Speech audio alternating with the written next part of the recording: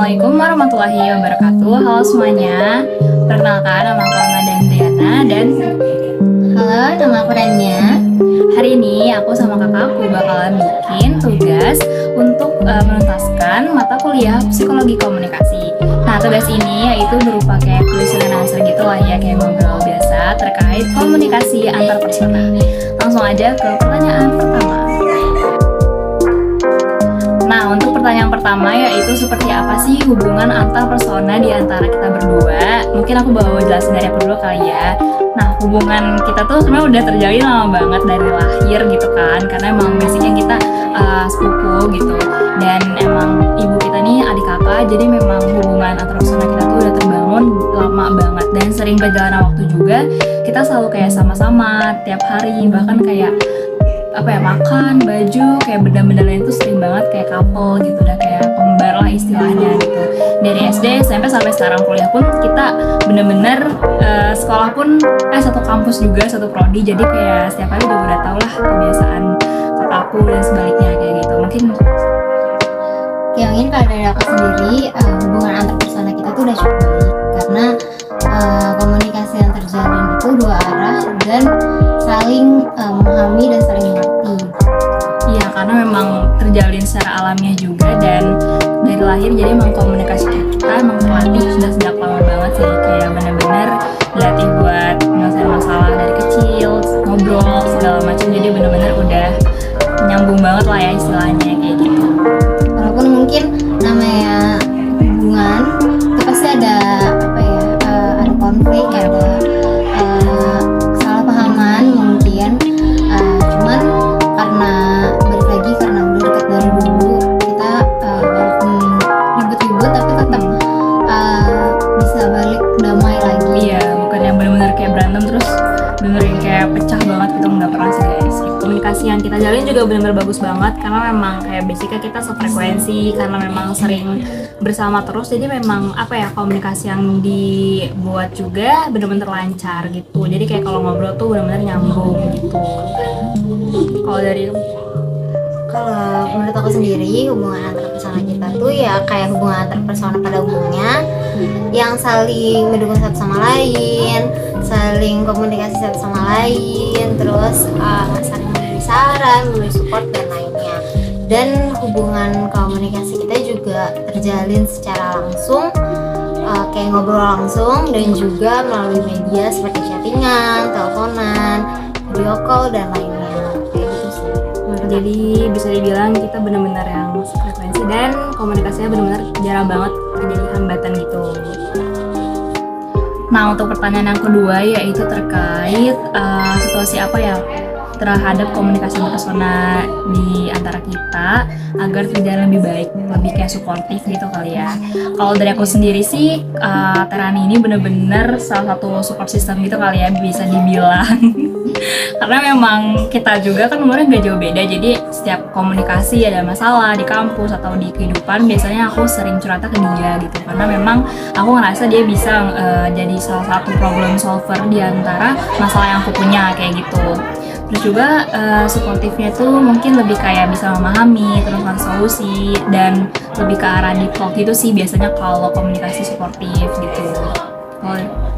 Kalau mungkin kalau dari aku, hubungan antar persona tuh kan butuh sesuatu yang dibangun, dan salah satunya itu ya suportif itu. Jadi mendukung satu sama lain, karena kita masing-masing kan punya apa yang dicapai, apa yang dikerjakan, itu agar hubungan itu lebih baik, lebih efektif, dan ada kemajuan terus, ya kita harus bisa saling support satu sama lain, saling mendukung, saling memahami, kayak gitu sih. Bener banget. Kalau dari contoh kasus aku sendiri, misalnya awal-awal jadi maba itu kan bener-bener yang krusial banget ya, jadi kayak cepat nangis lah, kayak baru-baru adaptasi, dan biasanya aku tuh butuh seseorang kan, dan dia kebetulan kan jatuhnya kayak cutting gitu, jadi setiap aku curhat tuh pasti selalu ke dia gitu. Pokoknya dia tuh udah kayak tau lah luar dalam dari kehidupan aku, kayak kita sebaliknya juga udah tahu gitu sih. Oke, lalu pertanyaan yang ketiga yaitu daya tarik atau sifat dari masing-masing kita berdua apa sih yang membuat sampai saat ini komunikasi antar personanya terjalin lebih baik lagi gitu. Kalau dari aku sendiri, daya tarik atau sifat kakakku yang bikin aku sampai sekarang nih masih tetap bersama itu biasanya emang dia ini orangnya apa ya, care banget sama orang, peka, terus juga memang keibuan banget. Nah itu cocok banget sama aku karena aku orangnya beberapa apa ya situasi aku terlihat kayak childish, lebih kayak egois gitu kali ya, dan kakakku ini lebih bisa menyimbangkan hal-hal yang seperti itu. Dia juga menurut aku adalah orang tersabar karena aku jujur aku orangnya tuh bener kayak cepet marah gitu kali ya. Jadi Tirani ini bener-bener yang kayak penengah di antara sifat-sifat aku yang kayak gitu. Oke, kalau dari aku sendiri mungkin daya tarik yang membuat aku merasa di hubungan ini tuh bisa bertahan sampai saat ini itu karena aku merasa dia bisa jadi orang yang selalu ada, yang bisa aku hubungin kapan aja, nggak perlu takut atau nggak kenal waktu gitu ya mungkin ya.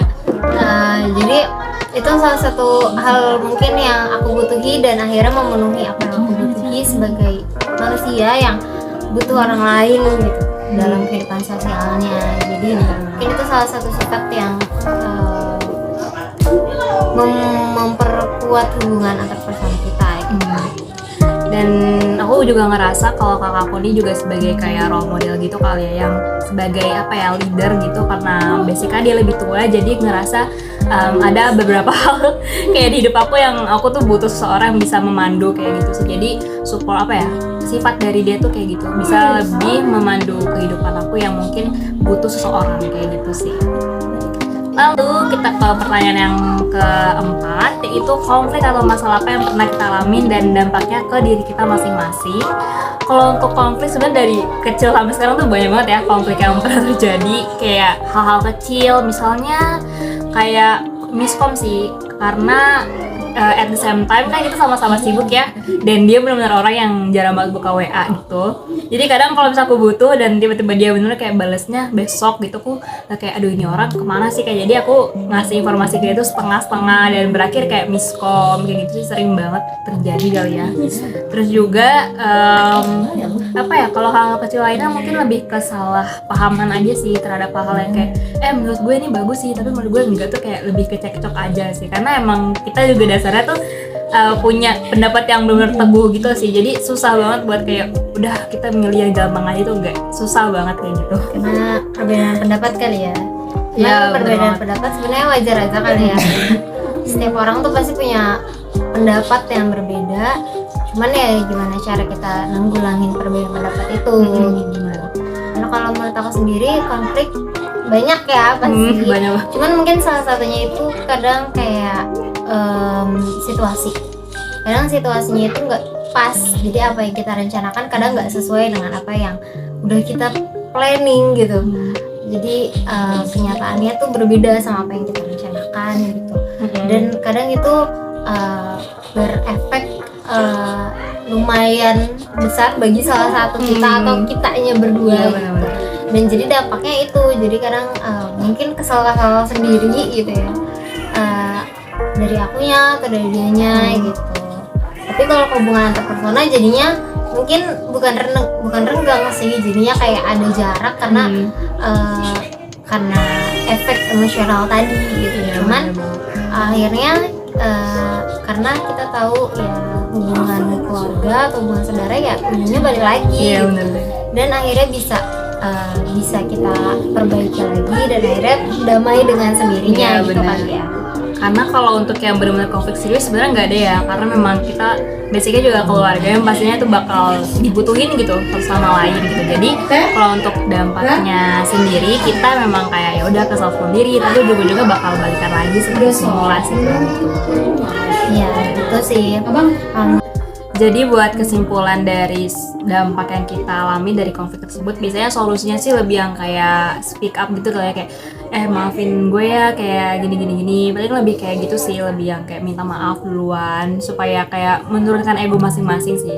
Tapi untuk yang benar-benar konflik serius tuh benar-benar sama sekali nggak pernah, karena memang lebih ke salah pahaman aja sih sebenarnya kita. Karena memang gimana sih marah-marahnya cewek gitu kan, pasti nggak ujung-ujungnya tentang miskom lah, planning yang gagal kayak gitu sih. Kalau dari kamu? Menurut aku sendiri solusinya sama nggak ada konflik yang benar-benar memecah hubungan antar personal yang benar-benar mengecilkan mengecewakan banget, harusnya dari diri sendiri punya kesadaran buat memperbaiki hubungan itu. Karena kalau misalnya diri sendiri nggak punya kesadaran untuk memperbaikinya, pasti nggak bakal baik-baik gitu. Jadi kalau misalnya sendiri punya kesadaran mau damai, apapun konfliknya itu pasti bisa, dan harus saling mengerti satu sama lain gitu. Iya bener banget. Jadi kesimpulannya sih itu ya teman-teman. Nah mungkin segitu saja video dari kita. Kurang lebih mohon maaf. Sampai jumpa di video berikutnya. Dadah.